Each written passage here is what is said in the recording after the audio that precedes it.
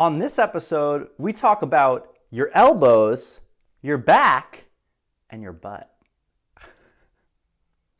What's going on, everybody? Roman Miranda here. Welcome to episode 20 of the Uber NYC Guide show. I'm excited. Let's get into it. Today, I want to start a new topic category of health. So I wanted to talk a bit about your health going forward, driving for Uber, whether you're doing this full time or part time.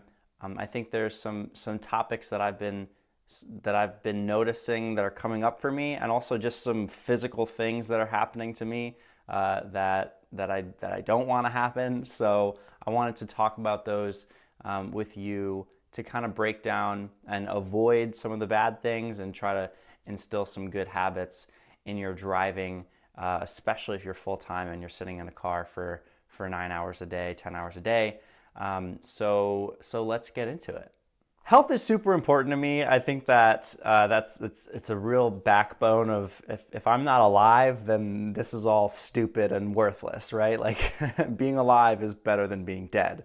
I also I'm still young, and I very much want to live to 120. So I'm trying very hard to, as much as I want to, save money on budget and really hustle. I think that it's really important to maintain some level of health while you're doing this.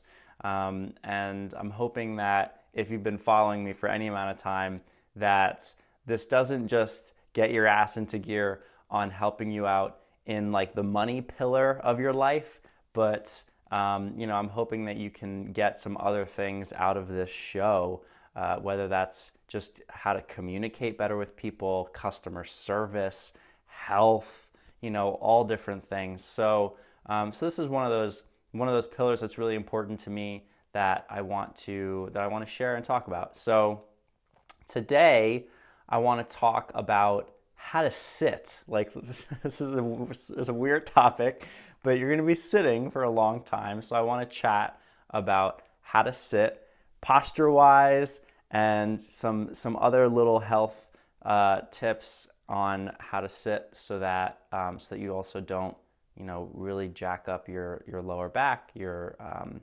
gluteus maximus, and your legs. So just to put this out there, for legal reasons, I am not a doctor. So if you have any physical ailments, please consult a physician or someone who is legally allowed to address those situations. This is 100% my opinion, and full disclosure, I'm not a doctor. I don't want to get any lawsuits. Do not say that I gave you any medical advice. So just want to, put that out there. So a couple of different things that I've noticed as I'm sitting. One is that very much to regular corporate America as well. My shoulders have tended to roll forward while I'm sitting. And that's due to how far back your seat is from the steering wheel, things like that. So you have to adjust your seat to make sure that it's as comfortable as possible for you. One quick note that I actually didn't know this until fairly recently, like last year, and this is why you want to have your driver's seat as far back as is comfortable, because the farther back you are from the steering wheel, in case of a collision, that gives the airbag enough time to explode and fill up before your head hits the airbag.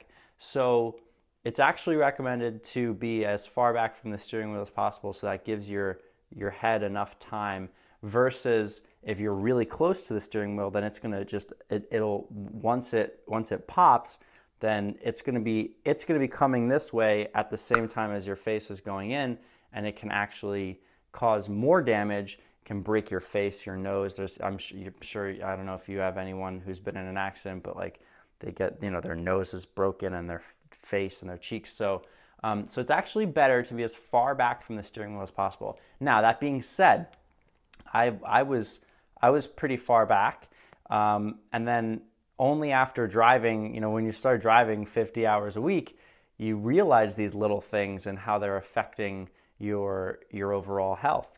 And being that far back was forcing my arms to be up for longer. It was forcing my arms to be up and kind of reaching out. And I was getting some tennis elbow, some tendonitis in my elbows. And I was also kind of like leaning forward a little bit. So I wound up moving my seat a little bit closer.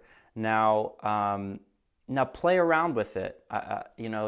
Those are two pieces of advice, right? It's like, A, be as far back as is comfortable, and B, be close enough so that you're not getting, tendonitis or anything like that. So like you're gonna have to find your balance in between those. But that's one of those things that I didn't realize was happening until after a couple of months, and maybe you won't either, but I just want to bring it up as something that you might run into. So if you start feeling some weird stuff in your elbows or your wrists, then scooch up a little bit and try to get your elbows positioned in a better position so that they're a little bit more relaxed while they're holding the wheel. Play around with the reclining nature of the seat. Definitely don't have it too far back, because then you're just going to be slouching and it's not going to be good. But you don't want to be super upright, because then you'll wind up getting some really bad lower back pain. So just mess around with it. A couple of other things in regards to like the steering wheel as well. We'll talk about how to sit, and then I'll also talk about the steering wheel. Move your hands around position-wise on the steering wheel while you're driving. I almost try not to hold the steering wheel like as much as I can, which sounds weird. I'm not like driving with my knees all day, but it's actually I'm trying to find a way. I have my elbow on the on the door, and I try to just hold it as little as possible with my fingers here this way, and then I'll flip my wrist, and then I'll use this hand, and I do the same thing. And then I switch to 10 and 2, and then I come down here to whatever, like 4 and 6 or whatever, I don't know. So like move your hands around, drive with one hand for a while, but then switch and drive with one hand for a while the other way. Because otherwise, if you're not balancing out your hands, then again, you're going to feel that tendonitis. And this is a thing that I learned from my rock climbing, when I was working at a rock climbing gym for 3 years and I was teaching rock climbing. We tend, in rock climbing, we tend to over grip a lot. So as you're climbing, especially when you're new and you're scared, you're squeezing the rocks harder than you need to be. You can actually like relax your hands a little bit, and you're not going to just fall off the wall. Same thing with the steering wheel. I had this moment one day, and I was like, wow, that's oddly similar.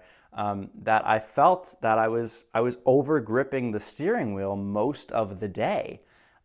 So try to relax your hands a little bit, because if you're driving 10 hours a day, you're gonna build up calluses here and here for sure, by the way, just from holding the wheel. But try to loosen your grip. Take it easy a little bit, and try to hold the wheel as lightly as possible, because if you're over gripping and you're white knuckling the wheel, then you're gonna kill your forearms. You're gonna get that tendonitis, So I see the video's running a little late, so I'm gonna stop this one here. I'm gonna start doing a couple more videos on health in the future. So enjoy. Be safe out there. Remember that your health is really important as a driver. I mean, if you're in bad health and your elbows are hurting and your wrists are hurting, then you're not being safe to the customer. You're not being safe to other people on the road.